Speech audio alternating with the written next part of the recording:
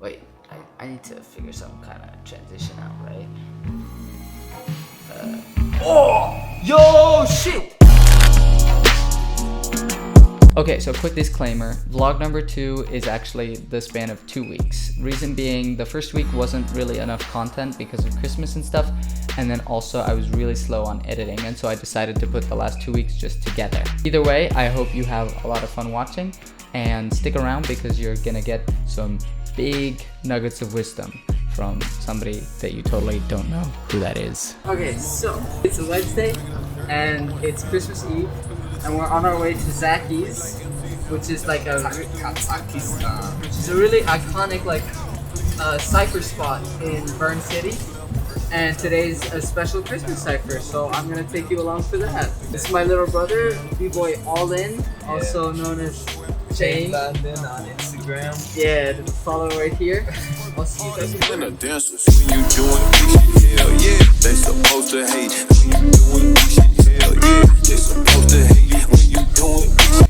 Okay, just got here at Idee Creatief. I'm excited. I'm gonna go upstairs and let's see who's up there waiting for us and ready to cipher. I can smell you pussy niggas, I can see the fucking hate. I be dropping phones, I be dropping. Bro, I brought something for you. Oh, fuck off. Oh, fuck Like off, bro. a belated birthday. Fuck you, bro. But I always like to give, like, cents, dough, Because bro. they are so... This is B-Boy Bazooka, aka Granny. We used to be really close, we used to train every day. Now we're further apart. But we're still rocking hard. Yeah, we're still rocking hard. And this dude twice at the Red Bull PC1 Cycle Switzerland.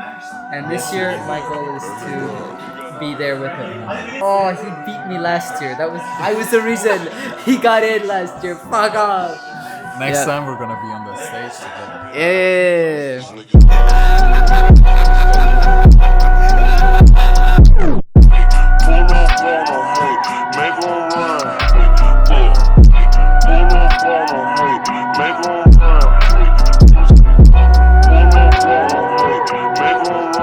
Okay, so which just was a little bit out of the 2-hour jam session that I had.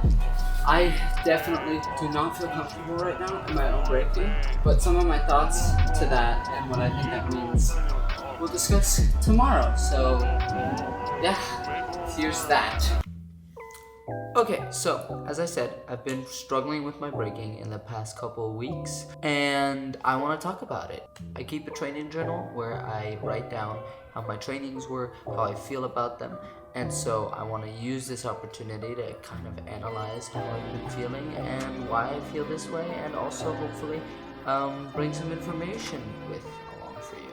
And so I want to take a look at my insecurities in breaking and this feeling of feeling bad from the last couple of weeks and look at it in 3 different ways. First one being what happens when I feel this way. The second being what it means when it happens. And the third being what I try to do when it happens. How do I even know that I'm feeling uncomfortable in my breaking? Oftentimes what happens is that I don't dance to the music anymore. I feel really uninspired. I feel very repetitive, and my movements just become kind of all over the place. I don't have a lot of content. I just keep remembering the same things, and I don't feel very free in my movement. I don't feel comfortable in my skin and my skill. I think within sports, it's always one of those things where you know that you're gonna eventually have a bad day. And those bad days are inevitable. It's about how good you can make those bad days, and that's what I try to practice and why I practice as frequently, to make bad days good. Even if we follow some of the bigger athletes in whatever sport, it always ends up being, oh, wait, they say they're having a bad day, and then they post a clip of that bad day, and it's still miles better than what I can even produce on my good day. And so I think that comes from really just experience, in the sense that when you do something over and over and over again, it becomes second nature. And so I think the people that have done something so much, it becomes second nature. And so a lot of the things that we need to still think about how to do, they just do naturally. And so I think the better you get, the less significant the bad days get in an objective kind of image. But for the person, I can very well imagine that they're usually their level always goes with them relatively, and so I can imagine that they don't feel happy when things don't work out as well as they feel like it should, even though in our opinion, or let's say in my opinion, I would be like, holy shit, I can't even produce that on a good day. So I think that's what happens, is we're not able to produce what we think we should be able to produce. And my goal is to be able to produce always so well that it doesn't really make a difference. And even on those bad days, my moves and my stuff is still so cool that I don't get bored with it. Or at least other people don't. Number 2, what it means. I think this more has to do with what it means in general. When you have a bad day, and it's just one day, that's a completely different thing. I think it's one thing when you're just having a bad day, and so your moves aren't going as well. It might be because you over-exercised the day before, you're tired, you didn't sleep enough, you didn't eat right, you didn't drink enough, whatever. So what I mean is not the bad days, more the bad phases where you feel like you're not doing well over, like in my case right now, over a span of 2 weeks.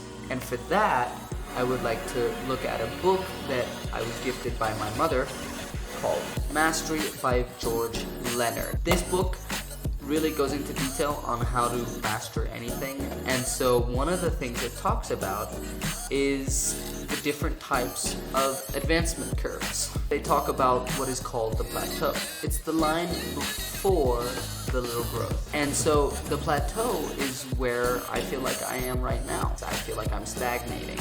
I feel like I'm learning a new move and I'm slowly getting it, but not really. I think I'm just getting very sick of it because I'm repeating the same movement over and over again just to get better at it. So what happens a lot of the time, according to George Leonard, is that you're on this plateau and then you make a step. It doesn't matter how big. Sometimes some steps are bigger, sometimes the steps are smaller, but I definitely feel like I'm on that plateau. And so what I see and what I try to see is that the next step will be getting out of that stagnation, having learned new moves, having more creative freedom because I finally get the moves, rather than what I'm struggling with right now, feeling like, oh, I only do the same thing and blah, blah, blah, blah, blah. So I truly think that the way I'm trying to look at this, according to George Leonard and his book Mastery, just even going through the process, even when you feel really bad about it, and just trying your best to make whatever you can out of the situation. Understanding that I might not feel so great about myself in the grand scheme of things over the last 2 weeks, but I will try to keep pushing and to keep going because I know at the end of this plateau, at the end of this stagnation, there's a step up and a level up, which that excites me. Knowing what is kind of behind it, or my assumption of what's kind of behind it, how do I keep going and what do I do to not prevent it, but to deal with it? Because I think it's one of those things, it's a part of it, and you're never gonna prevent it, but you can learn how to deal with it. So one of my biggest things is my pants, and that sounds really stupid. I can't break the same well depending on clothing. I'm pretty good about my shirts. I usually practice in long sleeves, but I'm not as picky about those. Less picky about my hats, but the thing that is most important to me are pants and shoes. If the shoes don't feel right, and if the pants don't feel right, I'm out. And so a lot of the times what I notice when I have bad practice weeks, I'm not wearing the pants that I like. Let me go get those real quick. So I started this week with different pants. I realized in the first practice, oh shit, definitely not the moment to practice with different pants. There's moments where I can do it when other things are going well, and so it's like, okay, I can deal with the frustration of not feeling super comfortable. But the pants that do the job are these right here. They're nice and wide. They're really, really thin. They feel like air. They have my logo on it. I made them myself, or I got them printed. I think theoretically they're pajama pants. I don't care, honestly. they look good enough for me, and they feel really light, and I feel light in breaking, which is my goal. So yeah, these are the pants. Wavy, very light, airy and fluffy. And these are the ones I feel most comfortable in. So whenever I have bad days, I try to say, all right, you know what? It's okay. Just put on the pants in the next practice, and hopefully you'll feel better. Another thing is I try to take it a little easier on myself mentally. Right now I'm struggling a little bit with pain in my right knee that hasn't been going away, and so I'm trying to take a little bit more breaks and just watch out to not over stress it, because I don't want it to get worse. I do close, make sure that I feel good. Like the last thing that I like to do that is, you know, sometimes important, is I watch a lot of videos. I try to inspire myself by other dancers. Just dancers that I like, styles that I like. I have certain battles that I've watched a million times because they get me going. So to just be inspired by either music or different styles or breaking videos that I like to watch, those things inspire me and make me get that itch to go breaking again. Sometimes I listen to original tracks like Funkier Than a Mosquito's Tweeter by Nina Simone or Bin Had. Those two tracks, like, for me are they always make me want to break. And sometimes it's also just about slowing down and trying out something new. Sometimes I just take off my shoes and I do a sock session where I just slowly flow around and try some new things. And that works. But that's not what I'm doing today. Today I have to work on my combos, which is really good because I feel like I don't remember 90% of them right now. So I'm gonna repeat all of my content. I'm gonna do some endurance later at the end. And also I'm gonna do some lab work with grabs, threads, taps, and things like that, where I just want to try to get a little bit more of the flowy style. Yes, I'm gonna show you today's session a little bit, how it goes, and I think I'm gonna be all by myself today, so we'll see how that goes, because it's always harder when you're not in a good mood to practice by yourself. But let's see. Change of plans. B-boy Deva, a friend of mine from Flow Crew, just wrote. I asked him if he wanted to join me in the session. He just wrote, and he said he would love to. RoxRite would also come. So that's super exciting. I'm gonna be practicing with RoxRite today. Damn! Okay, fuck that shit. Today I'm going hard. Let's fucking go!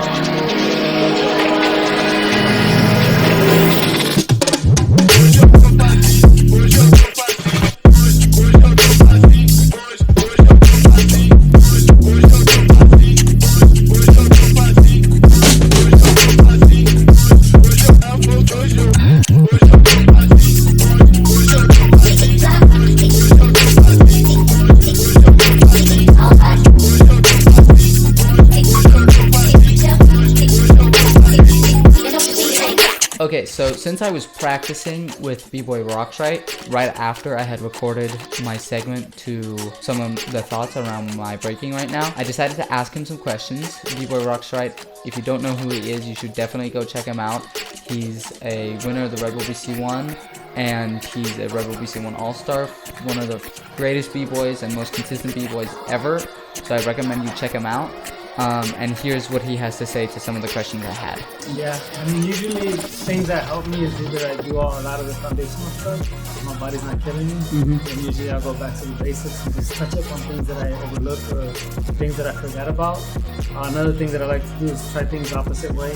So usually try and move that I can do one way, try to do them the other way, so that way I can maybe unlock new ideas or new concepts. Yeah. Because when you're burnt out or you don't feel like you're not really feeling it, usually the music's really important, but if none of that's working, usually those two things for me always help me.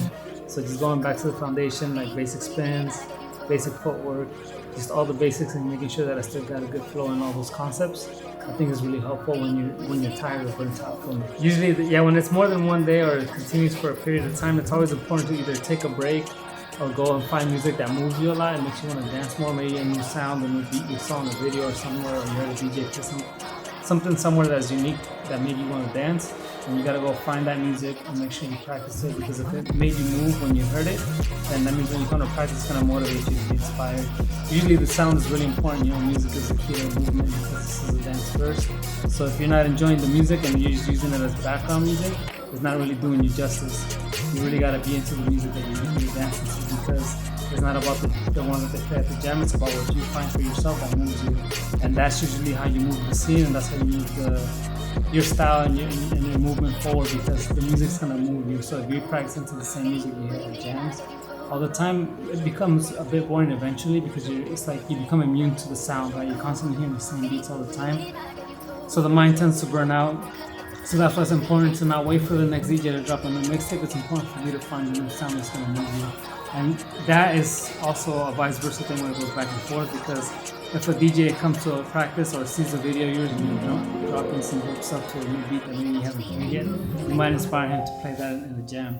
So it's important to uncover new music as well, because as the dancer as well, you're the one that also dictates what moves the dancer. Yeah. So the DJs know how to move us, but at the same time, it's an exchange of ideas, it's an exchange of music and culture. So shit, right. Thank you. Okay, so we're at the end of the video. I'm sorry that I didn't record an actual outro. That's why I'm doing this. I hope you enjoyed this video. I know this was 2 weeks, and I'm sorry about that. And I'm really trying to be more consistent about it. Thank you very much for watching. I hope you enjoyed. Leave your thoughts and comments down below. Go give RoxRite a follow on his YouTube channel, and I can't wait to see you until the next one. Peace.